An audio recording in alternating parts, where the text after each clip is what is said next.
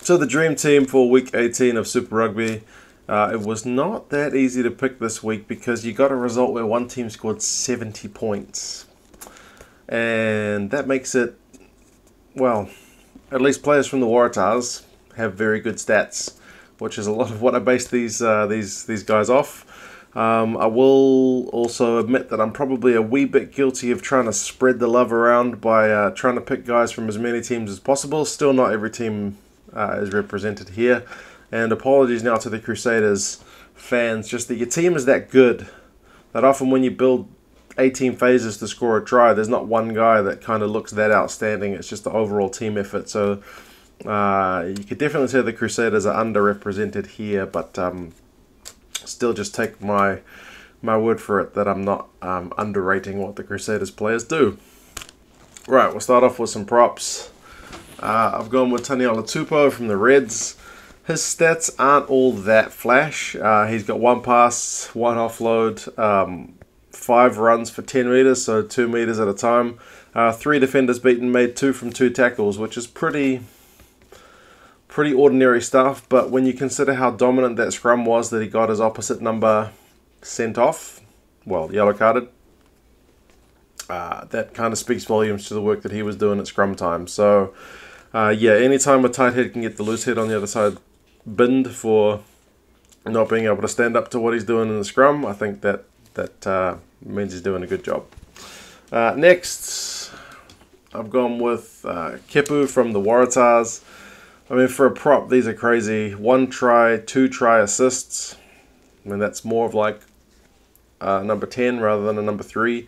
9 passes, 2 offloads, 7 runs, 31 meters, 1 clean break, 1 defender beaten, 6 from 8 tackles, and a pretty strong scrum. So, yeah, not much to complain about there.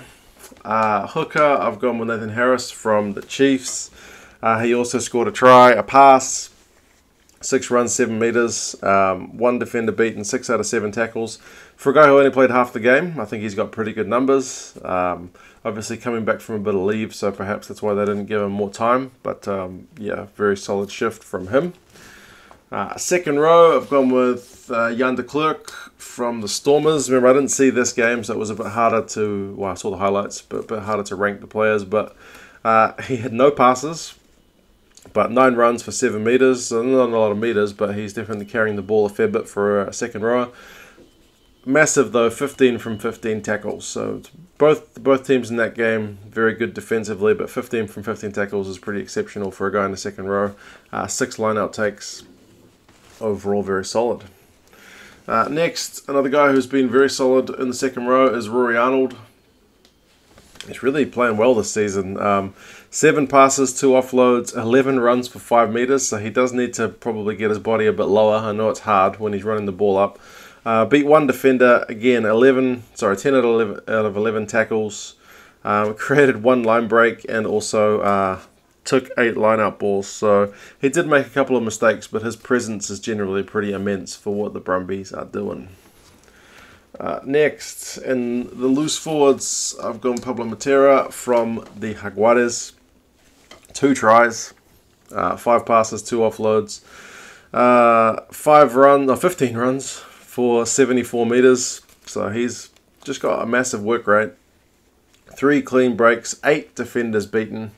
And unlike most of the Jaguares players in this game, he actually made a pretty good proportion of his tackles. So 11 from 14, forced the turnover and created a line break as well. So yeah, if some of his teammates had better tackle stats, they might have gotten a better result, but not to be. On the other side, guy who was breaking tackles, almost knocked that over, is Marco van Staden from the Bulls. He scored a try in which he just flicked people off him as they were trying to kind of bring him down to ground. It was a TMO decision about that one as whether there'd been a knock on, but they ruled no. 3 passes, 1 offload, 8 runs, 49 meters, 1 clean break, which is his try. 5 defenders beaten, which are probably mostly his try, and 18 out of 20 tackles. Speak about work rate. He's got it in spades. Next, another guy with some good work rate is Luke Whitelock. He got a try assist, and that's a good area of his game that he's really developed over kind of this season especially, is his ability to flick the ball when he's taking it into contact. Like, he's always been a really solid tackler, but he's really improved that aspect of his carrying. So yeah, one try assist due to a magic offload, 7 passes, 11 runs, 16 meters, 1 clean break, 17 out of 18 tackles, and created a line break too. So yeah, he's in my team of the week a fair bit because he's a very busy player, and he's getting a more all-round game the more he plays. Next, I've gone with Burchino from the Jaguares. So 2 tries and 2 try assists. Like, what a busy night. 82 passes, 2 offloads, so had a fair bit of ball. 7 runs, 57 meters, 4 clean breaks. 4 clean breaks, so he's picking the right moments to run. 1 defender beaten. Only 1 out of 3 tackles, which is slightly disappointing, but he is a number 9. I don't see why he wouldn't be playing pretty much every week as starting 9. The coach seems to prefer him, so keep it going. Next, I do have a Crusader in here, so don't worry too much. Richie Mo'unga, 1 try, 1 try assist. Boy, did this guy show some gas in that game. Kicked 8 out of his 9 kicks for a total of 25 points all up. 26 passes, 2 offloads, 15 runs. Like I said, he showed some real gas. 60 meters, 2 clean breaks, 5 defenders beaten, 4 out of 5 tackles. I feel like in a lot of places he's probably the starting 10 for a national team, but in New Zealand he seems to be 3rd in the pecking order, which is kind of scary that New Zealand at the moment anyway have got that depth. Like, it wasn't that many years ago that we pretty much had Dan Carter and then other, but at the moment there's a lot of depth. Next, he was the first name on the sheet, obviously, Nani Laumape. 4 tries against the Blues. He was finding a whole lot of space in that midfield channel. 1 try assist, 5 passes, 1 offload, 8 runs. Only 8 runs, and he scored 4 tries and a try assist. 119 meters, 3 clean breaks, 10 defenders beaten, and 9 out of 13 tackles. So he made the Blues look pretty silly in that game. Next, I've gone with Johnny Kotza from the Bulls. 1 try, 1 try assist, 8 passes, 2 offloads, 12 runs for 92 meters, 3 clean breaks, 7 defenders beaten, 9 out of 12 tackles. He's a real versatile guy. I always thought of him probably better in the outside backs, but he looked pretty good in the midfield this week. So yeah, see if he can get more time there. Next, Tangele Naiyaravoro, 2 tries, 1 try assist, 6 passes including 3 offloads, 13 runs for 212 meters. I don't remember the last time a guy ran 200 meters with the ball in a game. That is just madness. 6 clean breaks, 9 defenders beaten, only made 1 out of 3 tackles. But hey, when you run 200 meters and score 2 tries, nothing too much to complain about. It's a pity he's going overseas at the end of the season.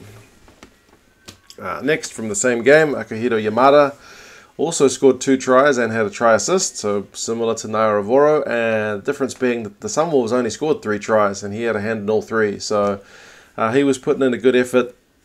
His 2 tries, he just ran such good lines, did well to stay in stay out of touch, and yeah, showed some real gas. So yeah, he's only played a handful of games this season, but he looked very good in that one. 5 passes, 4 runs, 96 meters, 3 clean breaks, 2 defenders beaten, even 3 out of 4 tackles. So very good effort. I mean, it's a good effort that if a team that got 70 points put on them can still get a guy in the team of the week. Next, Israel Folau. 2 tries, 7 passes, only 1 offload, which is low for him. 11 runs, 134 meters, which ordinarily would be huge, but when Tangele's got 200, it doesn't look as impressive. 4 clean breaks, 2 line breaks created, 4 defenders beaten, 2 out of 4 tackles. The Waratahs just really ran riot in that game, and he was a large part of it. So yeah, that's the team of the week. Like I said, it was pretty hard to pick. I probably could have had 8 or 9 Waratahs in here, just with how well they played in that game, but I tried to at least balance it out a bit with guys from a few more teams. I couldn't bring myself to put any Blues guys in. despite the fact that a couple of them did have decent numbers. I think there's no Sharks as well, might be some others, but yeah, that's the team.